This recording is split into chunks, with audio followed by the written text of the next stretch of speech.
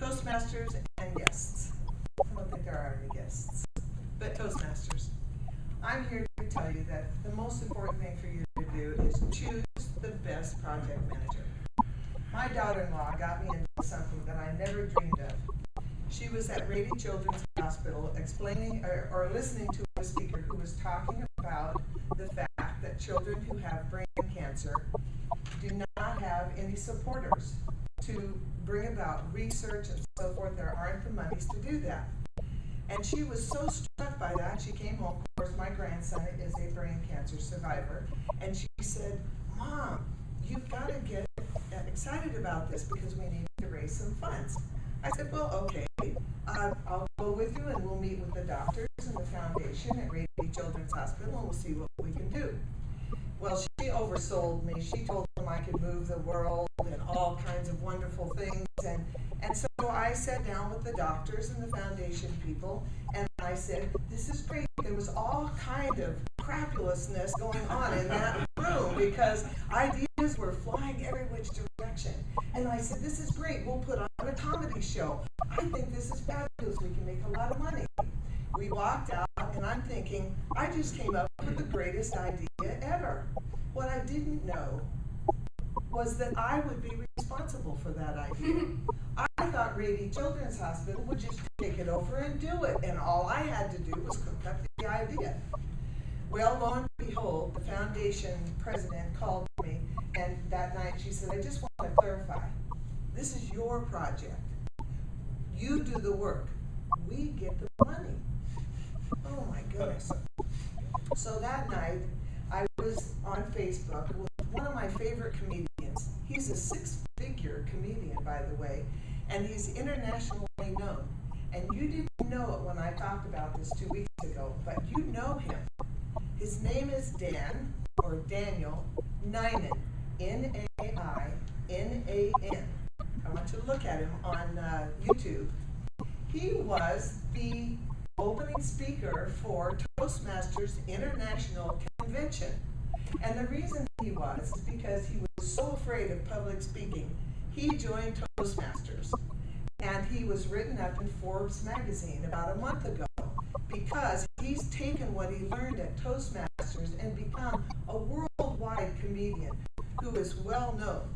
Well, and I want to learn from the best.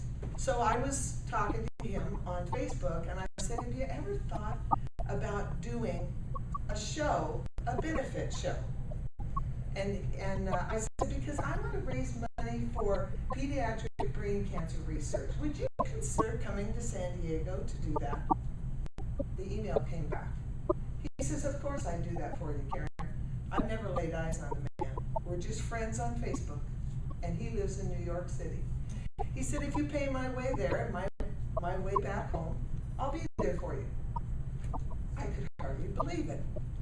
The next day, I called a friend and I said, let's go to, meanwhile, well, I'm sorry, it just blew my whole state. When I got the message from Rady Children's Hospital that I was in charge, I told them, this project is too big for me. I wrote to my daughter-in-law and I said, this project is too big for me. But then here comes Daniel and he says, yeah, I'll come. The next day I asked a friend if she would go with me to San Diego to see Jeannie Robertson, who everybody thinks is related to me. How I wish I was related to her and had that southern accent like she has. But I'm not. But I wanted to meet her and have my picture taken with her. So I went to San Diego. I got to meet Jeannie Robertson and see her performance. The minute that I walked into the theater, this beautiful theater that seats 750 people, I said, this is the place for the comedy show. I walked out the door, and the first person that I ran into, I said, could you point me toward the manager? And he went. I said, could I do a benefit here to raise money for children's brain cancer research? He said, call me tomorrow, I'll make you a deal you can't refuse. He gave me this theater for $1,000. Normally it's $3,700 to $5,000. He gave it to me for $1,000. The next day, I ran into a friend at the bank, and and she said, "You'll never guess what I'm doing now, event planning." So in 3 days, I had the comedian, I had the venue, and I had an event planner who sat down with me and gave me an entire list of what I needed to do to plan this thing. I wrote back to the surgeons and the foundation and my daughter-in-law, and I said, "I told you 3 days ago this project was too big for me." But I found out that it's not too big for God, and I've decided to make him the project manager.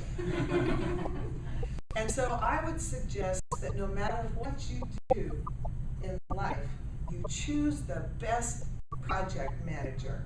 And I have flyers that I want to give you because I'm still hoping that those 750 seats will be filled. But since I have a little more time, I'll tell you something that happened in this month.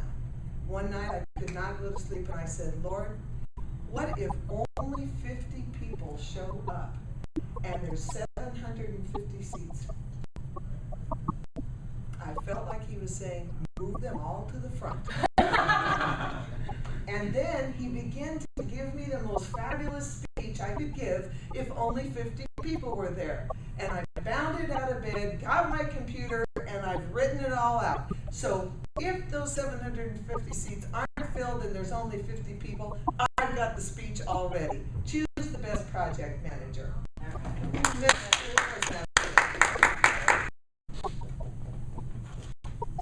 I have one question.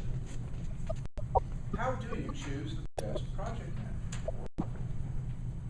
I've asked that question many times in my life. And you know what I found? The best project manager I've ever met is a good friend of mine named Karen Robertson. Because Karen Robertson is one of those people, if you ask her to do something, she will get it done.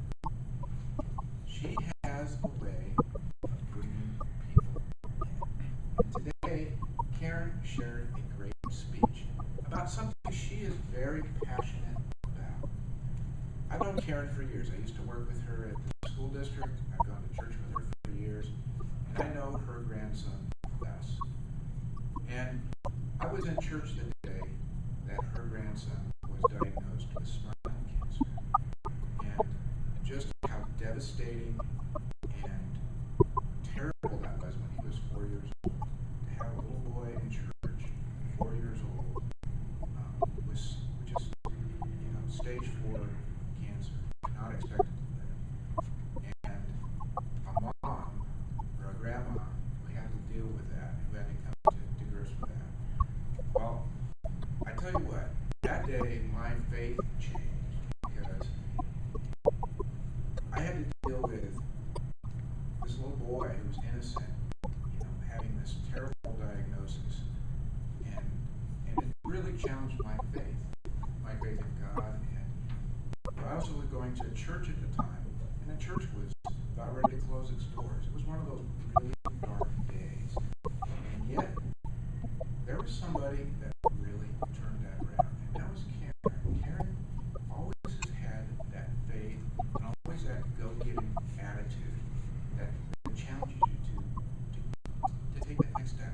I always call Karen the spark plug. You want something done, you call Karen.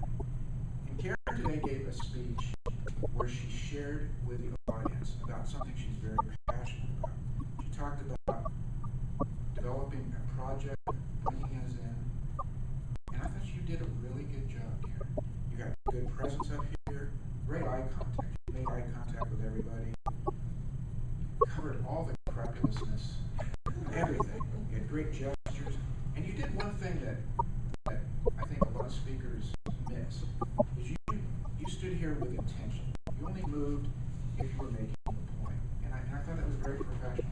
Brought us all in. Let us see how professional you are. One thing that you did that I think you ought to watch is you paused for a second. You said, "I just blew my whole speech." And I know you were kidding on that, but for new speakers, you probably don't want to do that. I would suggest a little more backstory next time. Tell us a little bit more about Les. And ask us for the sales while, Karen. You didn't have me pull my wall down. So, It's true. Mr. General Evaluator.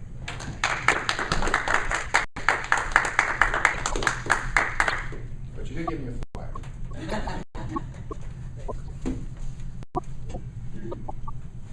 Our second evaluator to be evaluating the speech by competent communicator Aaron Lloyd. The speech was titled From Disagree to Agree is Chris Kessinger.